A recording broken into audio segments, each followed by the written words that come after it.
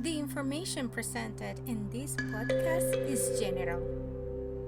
It is intended for educational and entertainment purposes only.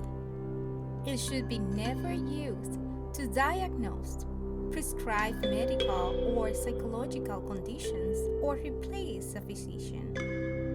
And it is not intended to prevent, treat, or cure such conditions or substitute for mental care, preventive health care, counseling, or therapy from or a physical or mental health professional. Thank you for listening and blessings.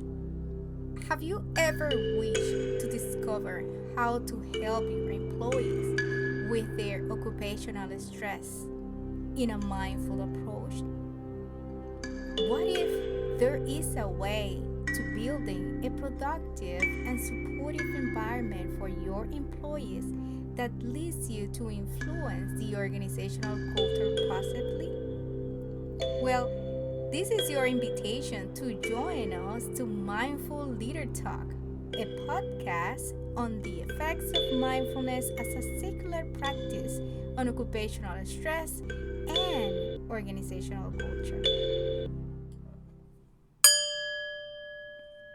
Blessings and welcome to the Mindful Leader Talk podcast, Mindfully Coping with Occupational Stress. I am María Báez, an organizational leadership psychologist, consultant, trainer, coach, and a full-time magician. Did you know how to uncover habits to cope with occupational stress successfully? Stay here to find answers in today's podcast.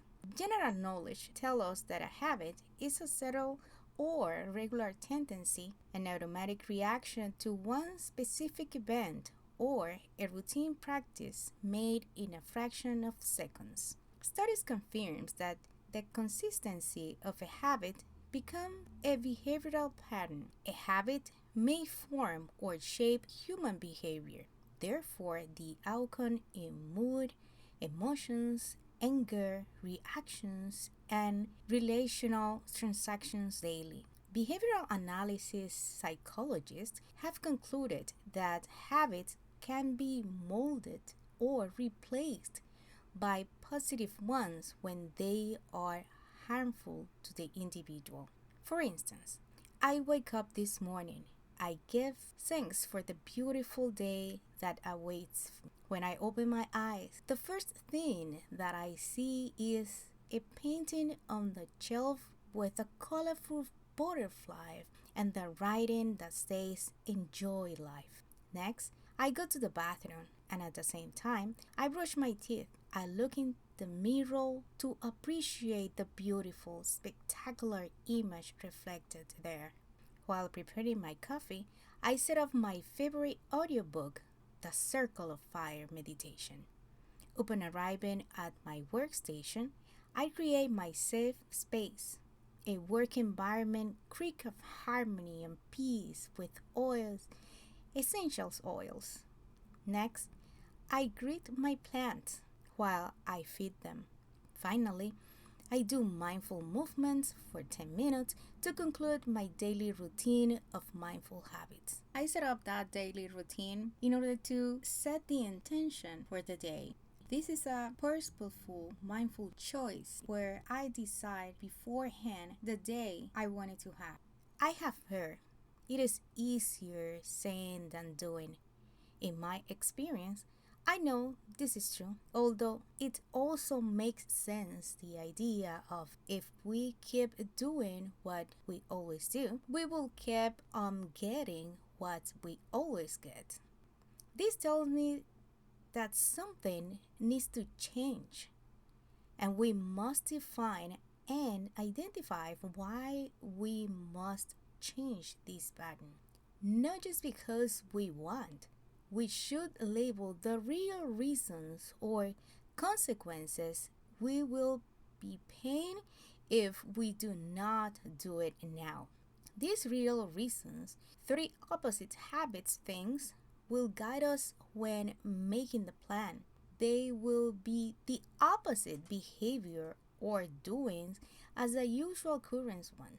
Not everything is lost. Suppose we commit to a goal daily by visualizing surprises to enhance ourselves by pulling out from those old, no healthy habits. There is no doubt we will become the master of our own mindful living at any time in any case. That's the reason I created a method called DML to save the day.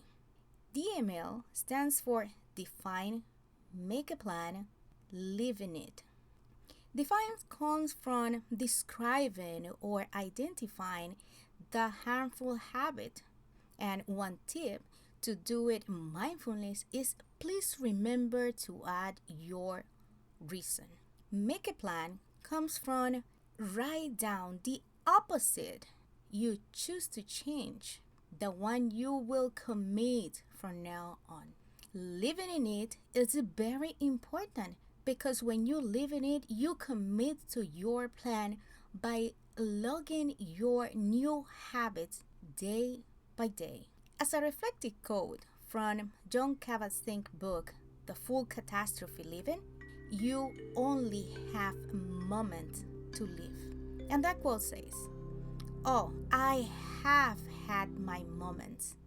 And if I had to do it over again, I would have more of them. In fact, I would try to have nothing else, just moments, one after another, instead of living so many years ahead of each day." Amazing quote to reflect, isn't it? I like this quote because it made me to reflect on you only have a moment to live.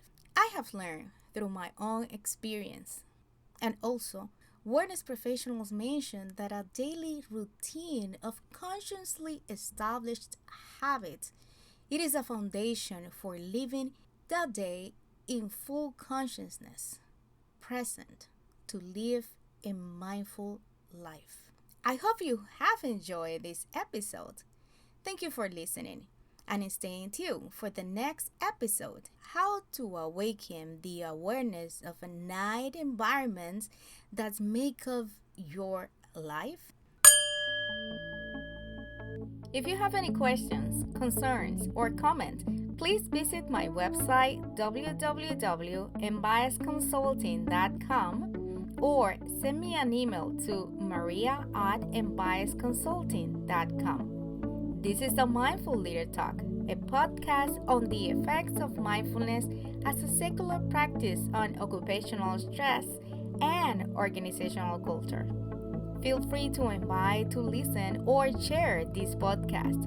Stay in tune for all coming episodes to building profitable organizations driven by the well-being of their employees and therefore our society. In the meantime, please stay safe. Blessings.